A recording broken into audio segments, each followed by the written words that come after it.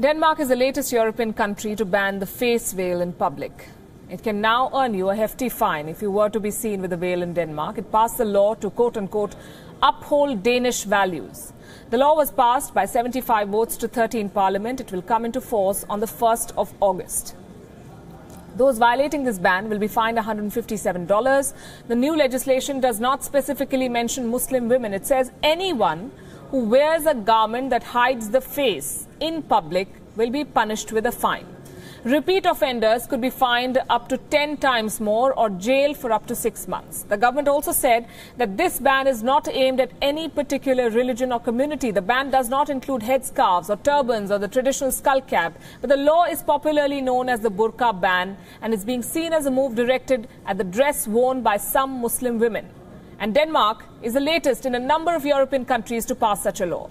France was the first European country to ban the full face veil in public in April 2011. It caused an uproar. Remember, Muslims form 11% of the French population, the second biggest religious community in that country. But then France bans all religious symbols in public, including the cross.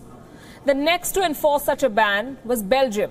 It outlawed any clothing that obscures a person's identity in public, and it set a legal precedent for the rest of the continent. This ban was challenged in the European Court of Human Rights. The court upheld it, saying the ban was legal. Bulgaria's parliament banned the burqa in September 2016 in a bid to boost security in the wake of militant attacks in Europe. Women defying this ban do not get social security benefits. 10% of this country's 7 million strong population calls itself Muslim, so it impacts a lot of people. A few months earlier, in 2015, this is before the previous ban, the Netherlands had approved a partial ban on the full veil. This meant that women were not allowed to cover their faces in schools, hospitals, and on public transport.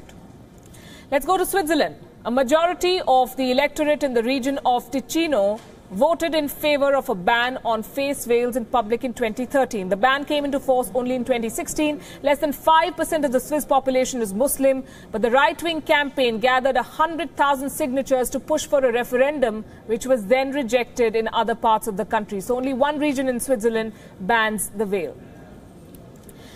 Italian region Lombardy imposed a ban on women wearing the burqa in hospitals and local government buildings. This was in December 2015. The decision was defended in strictly feminist terms. The political leaders called the burqa the worst symbol of oppression of women. In Africa, Chad banned women from wearing the full face veil following 2 suicide bomb attacks in June 2015. The government blamed Nigerian militant group Boko Haram for these bombings, and it said that the veil was used as a camouflage by the attackers. In Asia, China has banned the wearing of veils, face veils and robes, and it happened in 2014. In fact, in a widely criticized decision, the Chinese government also banned what it called abnormal beards in the predominantly Muslim province of Xinjiang. The Canadian government banned Muslim women wearing the burqa during the citizenship ceremonies in 2011. The mainly French-speaking region of Quebec was the first in North America to impose such a ban. The Liberal Prime Minister, Justin Trudeau, has not specified his position, though he says that he remains pro-choice. A legal ban on face-covering Islamic clothing was adopted by the Austrian parliament in 2017. Full veils are still rare in Austria despite the surge of migrants and refugees in 2015. So this is a story from across the world. The question then, is it right to tell someone what they can wear and cannot? Is it right for the government to tell you how you should carry yourself in public? And if it means liberation for half of mankind, then is it right for the government to step in and banish archaic laws? Denmark's move has reignited the choice debate. I'm quite happy to remove this because this is not what should belong in this parliament. When Australian politician Pauline Hanson pulled that stunt in the Senate chamber, she was slammed for being insensitive towards the Muslim population in the country. But her message was loud and clear. She wanted to liberate women who were forced to wear a burqa, or so she said. Hanson's Senate drama reignited the choice debate. Who appointed her the liberator? Who decides what one should wear? If mandating a burqa is an assault on the freedom of choice, so is banning one. Arguments have been flowing on both sides.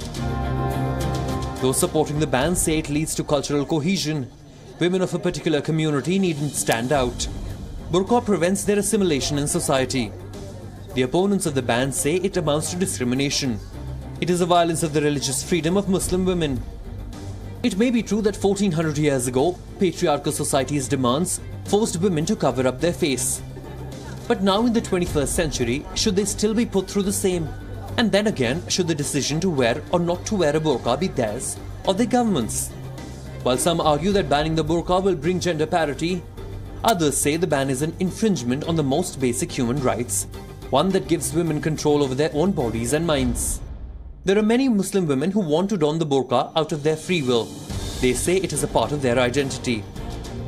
We hebben vrijheid van godsdienst, vrijheid van meningsuiting en vrijheid van expressie. En het kan toch niet elke keer zo zijn dat als er rechtse kiezers gewonnen moeten worden, dat die burqa weer uit de kast komt. En als het zo verder gaat, wat komt na de burqa? Komt dan de hoofddoek en hoe lang mogen onze rokken nog worden? En, Moi qui va à l'encontre de la liberté individuelle, liberté de religion, liberté d'aller venir, liberté de conscience.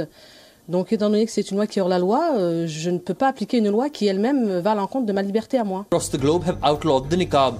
Can such a ban be imposed in countries like India, where everyone and their grandmother have an opinion on how women should dress? It's complicated. Face veils are not just limited to the Muslim minority in India. Many Hindu women are forced to cover their heads and faces in public, especially in North Indian states of Haryana and Rajasthan. It's hard to say how many do it out of their own free will.